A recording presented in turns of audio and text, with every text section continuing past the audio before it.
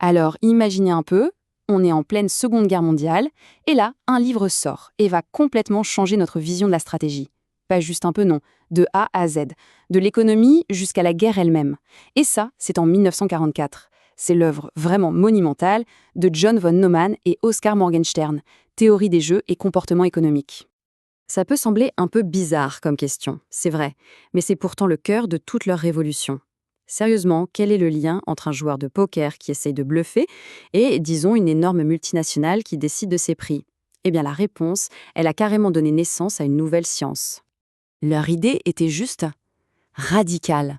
Ils ont suggéré que l'économie, en fait, c'est pas du tout un simple problème de calcul. Non, c'est un jeu de stratégie, un vrai, fait de rivalité, d'alliance et surtout de secrets.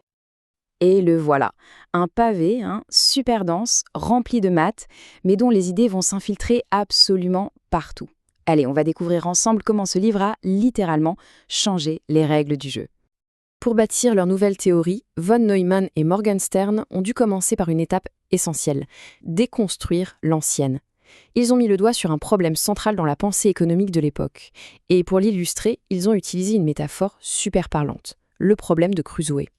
Voilà, c'est ce qu'on appelle le modèle de Robinson Crusoe. C'est simple, hein? Imaginez une personne, seule, sur une île déserte. Ses décisions économiques sont, assez directes. Comment je gère mon temps, mes ressources pour être le plus satisfait possible. Il n'y a pas de concurrent, pas de patron, juste lui, l'île et les modes coco. C'est ce qu'on appelle un problème de maximisation à l'état pur. Ok, mais qu'est-ce qui se passe dès qu'on quitte cette île pour se retrouver dans une économie sociale, complexe? Eh bien, tout change. Le gain ne dépend plus uniquement de ses propres actions, mais des actions de tout le monde. Les variables, ce ne sont plus la météo ou la qualité du sol, non, ce sont les stratégies, les attentes et même les tromperies de millions d'autres personnes. D'un coup, le modèle de Crusoe devient complètement obsolète. Alors, face à cette limite, les auteurs ont posé une question brillante. Si l'économie, ce n'est pas un problème d'optimisation en solo, alors c'est quoi? Leur réponse, aussi simple que révolutionnaire, tient en un seul mot, un jeu. Et comme le montre bien cette citation, leur démarche était tout à fait intentionnelle. Ce n'était pas juste une petite métaphore pour faire joli, non. Ils affirmaient qu'il fallait créer une science à part entière, l'étude des jeux de stratégie, pour enfin réussir à comprendre l'économie. Donc, le point de bascule, il est là. Le marché ressemble finalement moins à un fermier qui optimise son champ qu'à une partie d'échecs, où chaque coup doit anticiper la réponse de l'autre. Ou, encore mieux, à une partie de poker, où l'information cachée est reine, et où il faut deviner non seulement les cartes de l'adversaire, mais aussi ses intentions. Bon, mais pour transformer cette super analogie en une vraie science, il fallait un outil de mesure. Et là, ça posait un problème fondamental, presque philosophique en fait. Comment on fait pour quantifier le désir? Comment on quantifie une préférence? Sérieusement, comment mettre un chiffre sur le fait que quelqu'un préfère une pomme à une orange? Surtout quand des probabilités entrent en jeu, comme le risque de ne rien avoir du tout. Ça se complique. La solution qu'ils ont trouvée, c'est le concept d'utilité numérique. Pour faire simple, il s'agit d'attribuer un score aux préférences. Par exemple, si on préfère une pomme à une orange, la pomme aura un score plus élevé. Mais ça va plus loin, ça intègre aussi notre rapport au risque. Est-ce qu'on préfère une chance sur deux d'avoir deux pommes ou une orange à coup sûr? L'utilité numérique, ça permet de mettre un chiffre sur cette décision. C'était une étape absolument cruciale pour bâtir une théorie mathématique du comportement.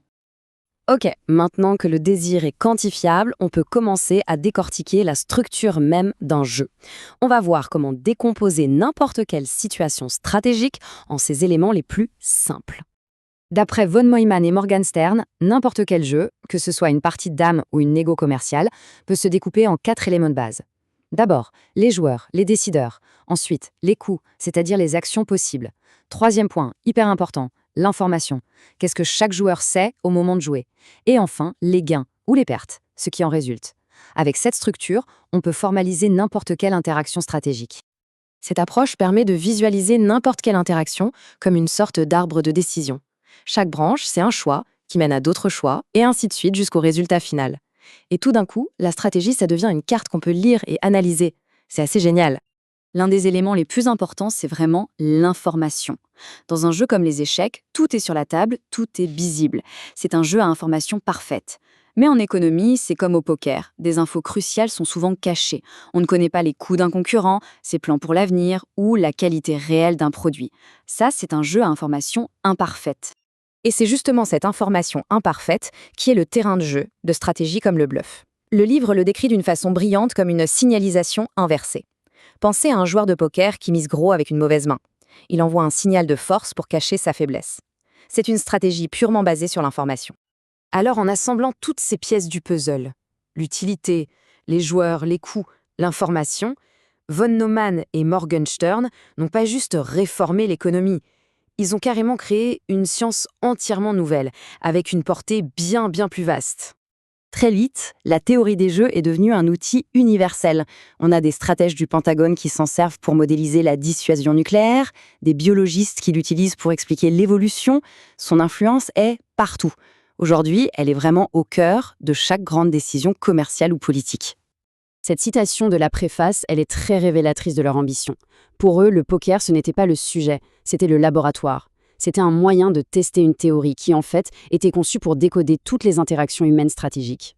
Ce livre nous a donc laissé un héritage puissant, cette prise de conscience que nous sommes tous des joueurs, dans une multitude de jeux. La vraie question n'est plus de savoir si on joue, mais plutôt à quel jeu jouons-nous, quelles sont les règles et comment peut-on jouer notre meilleur coup.